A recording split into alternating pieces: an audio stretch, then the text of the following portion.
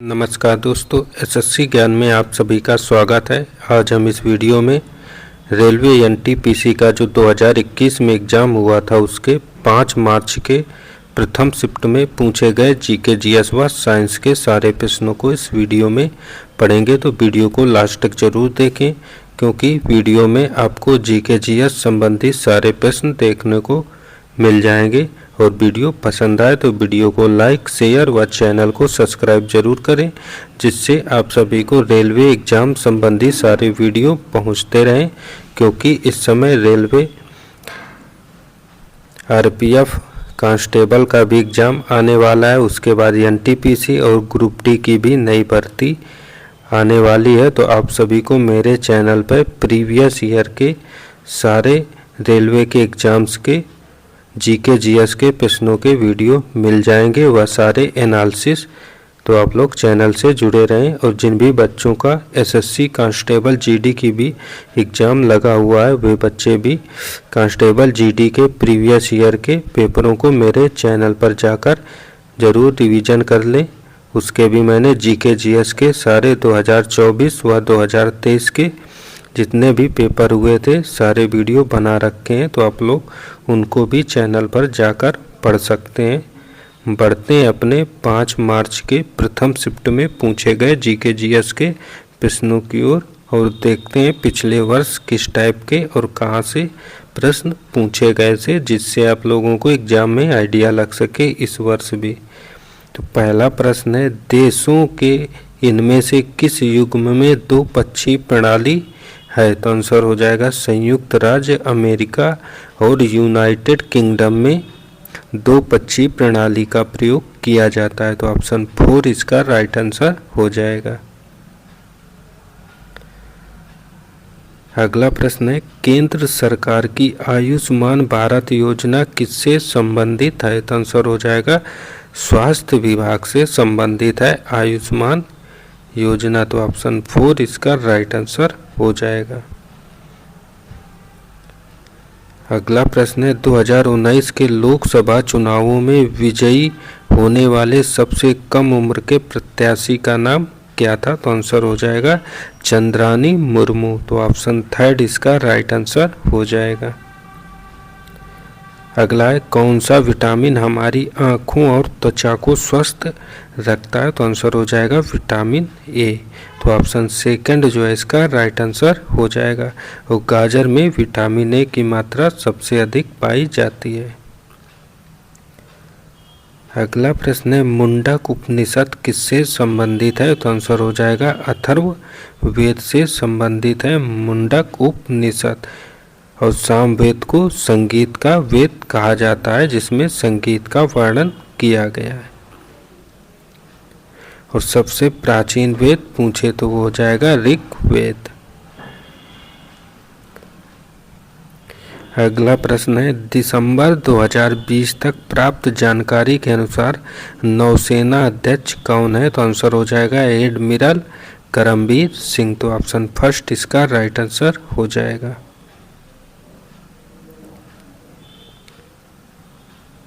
Math में इस type के प्रश्न पूछे गए हैं। आप लोग मैथ के भी प्रश्नों को देखते चलें किस टाइप के और कैसे प्रश्न पूछे जाते हैं।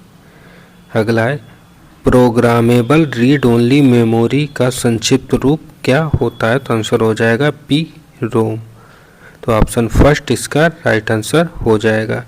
और रोम का फुल फॉर्म होता है रीड ओनली मेमोरी। और रैम का होता है रैंडम एक्सेस मेमोरी। अगला प्रश्न है, raw material and money in hand for production are classified under. तो आंसर हो जाएगा वर्किंग कैपिटल। तो ऑप्शन 2 इसका राइट आंसर हो जाएगा।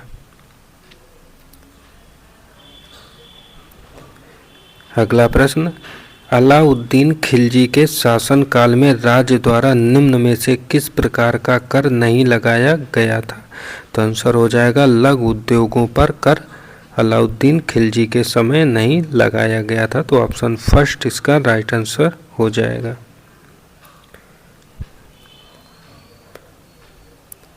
अगला प्रश्न है IAEA का मुख्य रूप या मुख्य कार्य क्या होता है? तो आंसर हो जाएगा यह विश्व भर में नाभिकीय ऊर्जा के शांतिपूर्ण उपयोग को बढ़ावा देता है। तो ऑप्शन सेकंड इसका राइट आंसर हो जाएगा।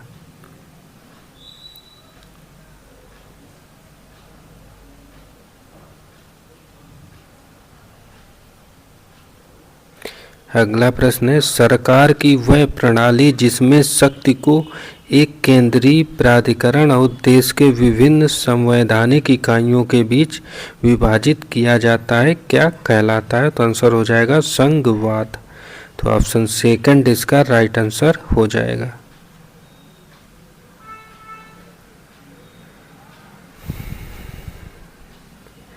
अगला प्रश्न है स्वतंत्रता मेरा जन्मसिद्ध अधिकार है और मैं इसे लेकर रहूंगा का नारा किसने दिया था? तो आंसर हो जाएगा बाल गंगाधर तिलक ने दिया था। तो ऑप्शन 4 इसका राइट आंसर हो जाएगा।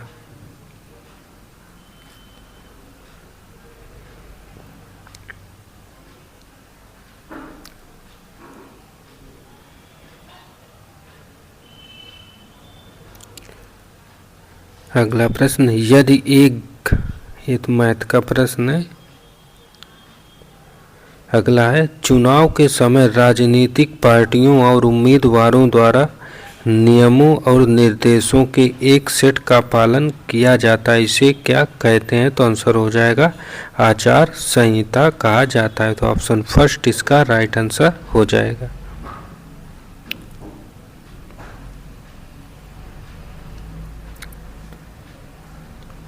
अगला प्रश्न है निम्न में से कौन सा स्थल बौद्धों के तीर्थ स्थलों में से एक नहीं है? तो आंसर हो जाएगा ग्वालियर नहीं है। तो ऑप्शन थर्ड इसका राइट आंसर होगा।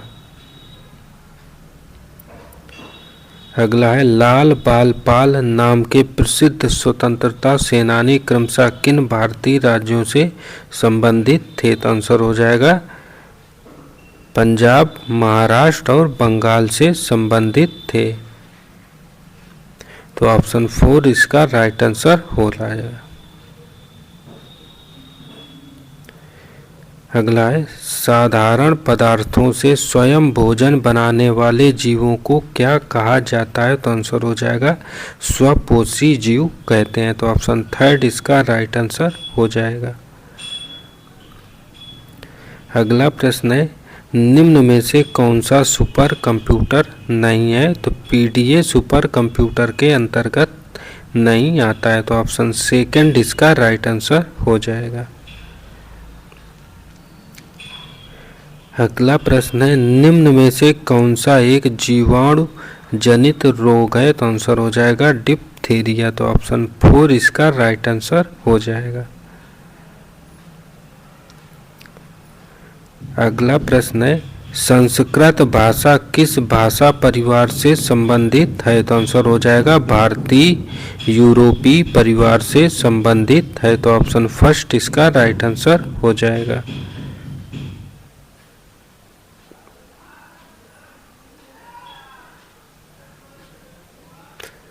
अगला प्रश्न है सुप्रसिद्ध काव्य मेघदूत इनमें से किसकी कृति है? तो आंसर हो जाएगा कालिदास की। तो ऑप्शन थर्ड इसका राइट आंसर हो जाएगा। अगला प्रश्न निम्नलिखित में से कौन सी एक रोजगार सृजन योजना नहीं है? तो आंसर हो जाएगा प्रधानमंत्री जनधन योजना। तो ऑप्शन सेकंड इसका राइट आंसर हो जाएगा। अगला प्रश्न है दंत क्षय का क्या अर्थ होता है? तो आंसर होगा दांतों का सड़ना। तो ऑप्शन थर्ड इसका राइट आंसर हो जाएगा। अगला प्रश्न है उस पुनरावर्ती परावर्तन को क्या कहा जाता है जिसके कारण ध्वनि की निरंतरता का आभास होता है? तो आंसर होगा प्रतिध्वनि कहते हैं। तो ऑप्शन फर्स्ट इसका राइट आंसर हो जाएगा। अगला प्रश्न है मैत्री और दक्षिण गंगोत्री नामक अनुसंधान केंद्र कहाँ पर स्थित है? तो आंसर हो जाएगा अंटार्कटिक में स्थित है। तो ऑप्शन फर्स्ट इसका राइट आंसर हो जाएगा।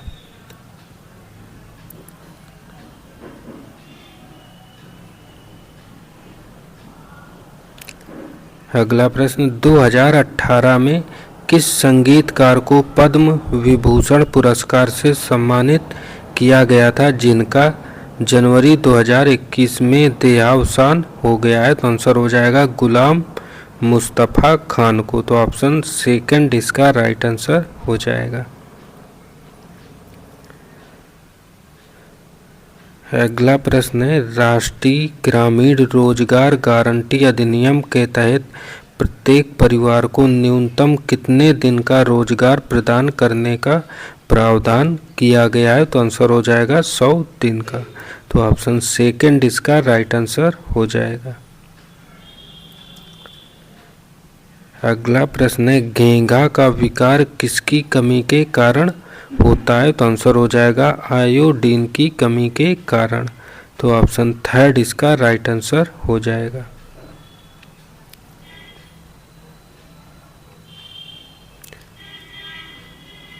अगला प्रश्न, एक कंपनी नियमित सेवाएं ज़्यादातर अन्य देशों में मौजूद बाहरी स्रोतों से प्रदान करती हैं जो पहले आंतरिक रूप से या देश के भीतर मौजूद स्रोतों से प्रदान की जाती थी। इस व्यावसायिक प्रक्रिया को क्या कहा जाता है? तो आंसर हो जाएगा आउटसोर्सिंग कहते हैं। तो ऑप्शन 4 इसका राइट आंसर हो जाएगा।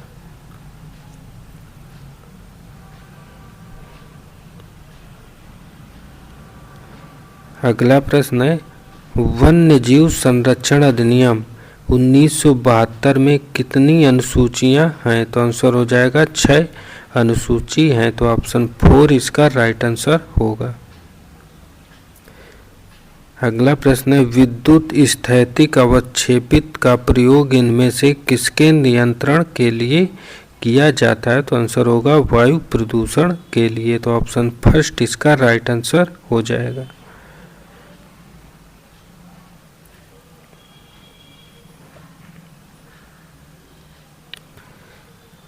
इनमें से किस अवधि को भारत में स्वर्ण क्रांति के नाम से जाना जाता है? तो आंसर हो जाएगा 1991 से 2003 की अवधि को जाना जाता है। तो ऑप्शन सेकंड इसका राइट आंसर हो जाएगा।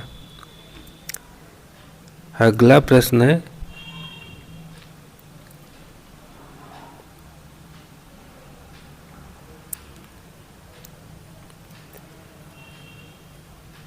DVI किस प्रकार के सिग्नल पास करता है? तो आंसर हो जाएगा डिजिटल और एनालॉग वीडियो दोनों सिग्नल पास करता है। तो ऑप्शन 4 इसका राइट आंसर हो जाएगा। ट्रिग्नोमेट्री से इस टाइप के हर एक शिफ्ट में 3 से 4 प्रश्न पूछे गए हैं।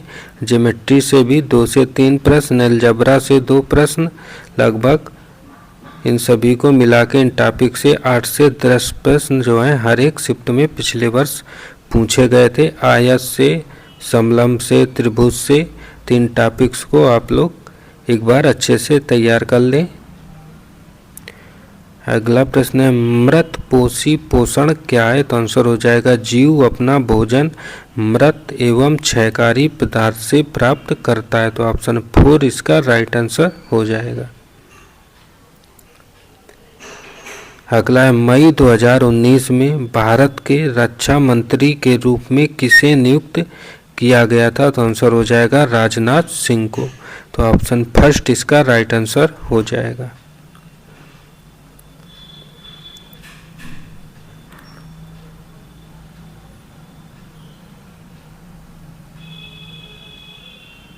अगला प्रश्न है, मीनाक्षी मंदिर कहाँ पर स्थित है? तो आंसर हो जाएगा तमिलनाडु में। तो ऑप्शन सेकंड इसका राइट आंसर हो जाएगा।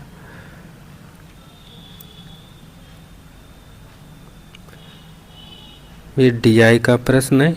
इस टाइप से DI के हर एक शिफ्टों में पिछले वर्ष 5 प्रश्न पूछे गए थे सारणी बेस। तो आप लोग DI संबंधी इन सारे प्रश्नों को अच्छे से तैयार कर लें जिन भी टाइप के DI के प्रश्न पूछे जाते हैं। देखिए सारणी बेस प्रश्न है, 5 DI दी हुई थी अलग अलग और हर एक DI से एक प्रश्न पूछा गया है। पाई चार्ट से भी एक प्रश्न है DI में। तो आप लोग इस सारे डीआई के प्रश्नों को अच्छे से रिवीजन करके एग्ज़ाम में जाएं, क्योंकि हर एक वर्ष जो है एनटीपीसी एग्ज़ाम में डीआई के प्रश्न पूछे जाते हैं और इस वर्ष भी पूछे जाएं तो आप लोगों को आसानी हो करने में, क्योंकि 5 नंबर काफ़ी होते हैं एग्ज़ाम के लिए जो आप लोग आसानी से गेन कर सकते हैं एक बार रिवीजन करने के बाद। और आप लोग चैनल से जुड़े रहें, चैनल को सब्सक्राइब कर लें। आप लोगों को जीके और जीएस की हर एक एग्ज़ाम्स की, रेलवे का कोई भी एग्ज़ाम हो या एसएससी का, आपको सारे जीके जीएस के प्रश्नों की व प्रीवियस ईयर के पेपर के वीडियो मेरे चैनल पर आप लोगों को मिल जाएंगे। तो चैनल से जुड़े रहें। मिलते हैं अपने अगले वीडियो में, तब तक के लिए नमस्कार, जय हिंद।